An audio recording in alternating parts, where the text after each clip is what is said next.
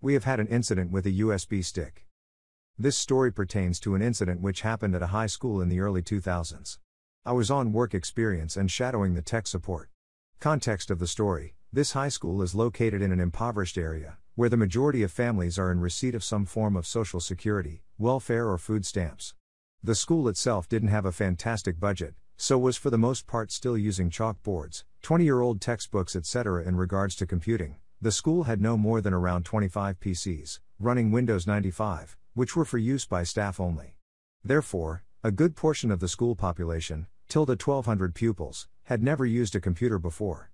There was an old tech support guy who had been there since the late 80s who had been trying to establish some form of computer literacy class for several years to no success. Fortunately, the school was awarded a very generous grant by the local government to modernize. This resulted in, over the summer vacation, the school purchasing 150 brand new PCs with Windows XP installed, and the full suite of Word, Publisher, and PowerPoint.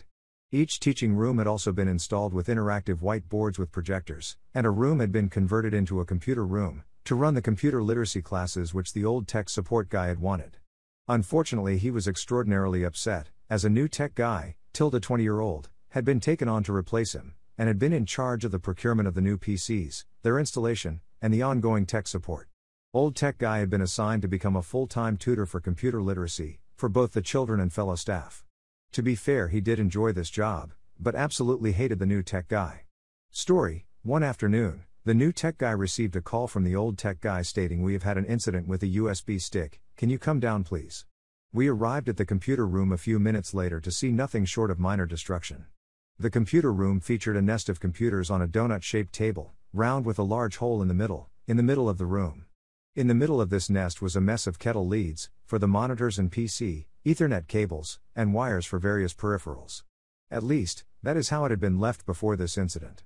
What welcomed us was all 6 of the tower PCs plus their CRT monitors had all fallen into the hole at the middle of the nest. Apparently what had transpired, an overeager student had tried plugging their USB stick into a USB slot at the front of the PC, and had managed to push it off the back of the desk. When this PC fell off the back of the table into the center of the nest, the weight of this tower dragged the CRT monitor with it. The combined weight of these hitting the web of wires in the center of this nest had led to a chain reaction where the rest of the PCs and monitors were all pulled into the hole in the middle. Not to mention a few of the keyboards and mice had also been dragged in. The old tech came across to the new tech smiling like the Cheshire Cat from Alice in Wonderland, asking that the new tech fix the problem. We spent the next hour untangling the mess of wires, and extracting the PCs and monitors from the middle of the nest. Some genius had screwed the desks to the floor. Eventually the final inventory of damage was as follows: 3 CRT monitors had become irreparably damaged. 5 HDs were damaged beyond economic repair. 2 of the power ports required replacing. 3 of the tower frames needed repairing. 1 graphics card had shattered, along with damage to the motherboard. 1 keyboard was damaged beyond repair. 1 mouse needed, of all things, a replacement ball. I have no idea why. Would you believe it, but the USB stick survived the destruction. I stayed with the new tech until the end of the shift, at which I went home. After all, I wasn't being paid. I arrived 9 a.m. the next morning to discover that he had spent the entire night replacing the hardware, had cannibalized from other PCs around the building, and reinstalling the OS plus the various softwares required. This was the experience that led to me not choosing a career in tech support. A week of experience had been enough. But I wanted to share nonetheless. Story 2. No, you don't need admin permissions for that. In my company, we have a team that IT and systems hate. They're so entitled, all MBAs from top universities who look to the rest of the office as beneath them.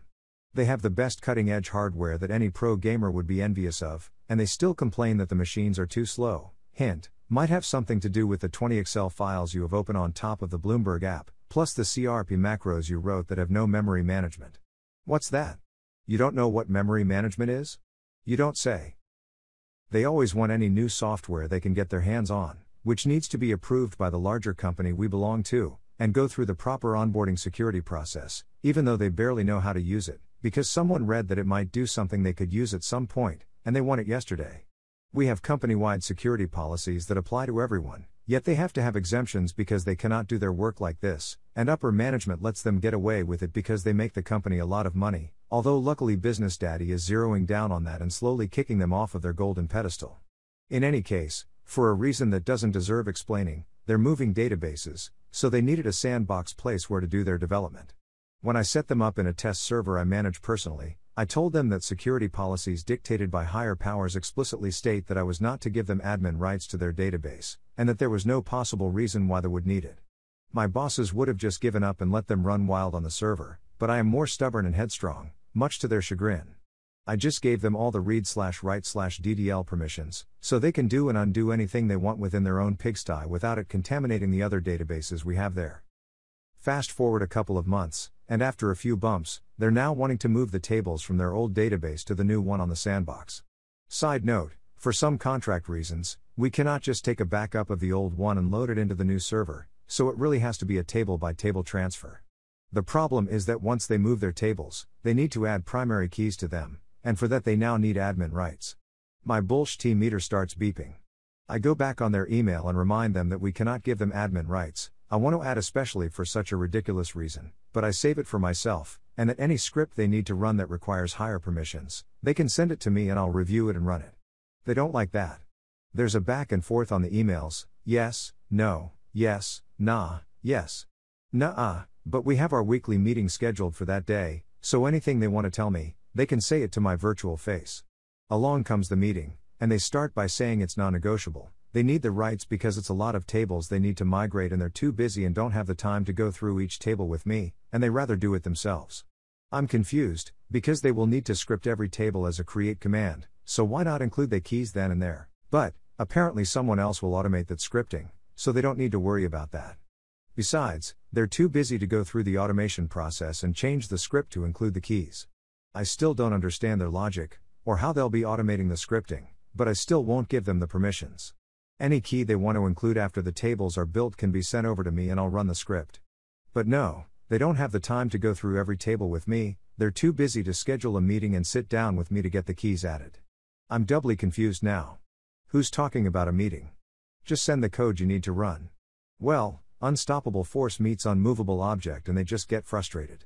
They literally say, let's move on, because we're getting nowhere with this, and I don't plan to discuss this for 40 minutes while we get nothing done. My blood boils, and I just say fine, I just don't understand why you cannot script whatever you need to change and send it to me. You say you're too busy to go through every single table, but you'd still need to know which columns need to be set to a primary key for each table. If you don't know that, I don't see how you'll be able to add them, admin rights or not. It's worth pointing out that my boss and boss's boss have been quiet all this time, and it's just me and them bashing it out. Well, after my snarky reply, my boss jumps in and tries to defuse the situation. Okay, maybe if we set up another meeting you can explain us what you're trying to accomplish, and we'll see how we can help you. The main guy is already sharing his screen and shows us in the Object Explorer in SSMS, expand databases, expand, database_name, expand tables, expand, table_name, right-click keys, click on new foreign key, warning message pops out saying they need permissions to do that action. We need to go through hundreds of tables and do this. You want to volunteer your time just because you don't want to give us admin rights? Fine. Go ahead. Well, TFTS, here's where my jaw drops. Mr. Better Than You Top University MBA genius that is too busy to go through every single one of the tables with me is actually planning on going through each and every single one of his database tables, expand, right-click and add a primary key in the most inefficient way possible.